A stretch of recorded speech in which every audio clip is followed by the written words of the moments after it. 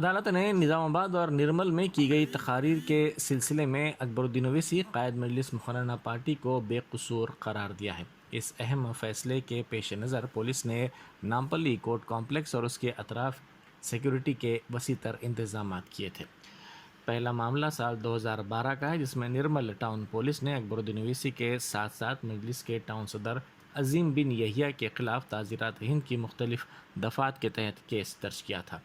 اس case میں عدالت نے 38 گواہوں کی جیرائی کی اور اکبر الدین اویسی کی تقریر آڈیو کلپنگ کے سلسلے میں چندی گڑھ کے فورنسک لیب کی رپورٹ کا بھی جائزہ لیا۔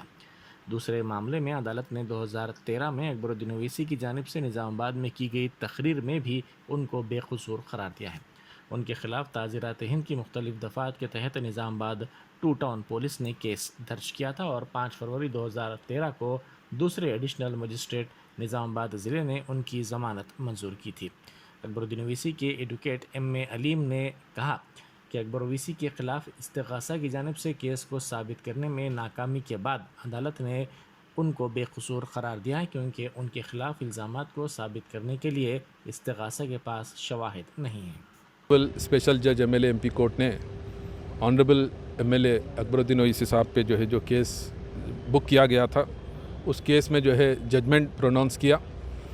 اور اس ججمنٹ میں دونوں ہی کیسوں میں آنریبل ایم ایل اے صاحب کو باعزت بری کر دیا گیا ہے۔ اور کورٹ کا آبزرویشن یہی تھا کہ جو ایویڈنس کورٹ میں پیش ہوا وہ سفیشینٹ نہیں تھا، اس لیے ان کو اکبر الدین اویسی صاحب کو اس میں ایکویٹل دیا ہے۔ بینیفٹ آف ڈاؤٹ دیا گیا ہے،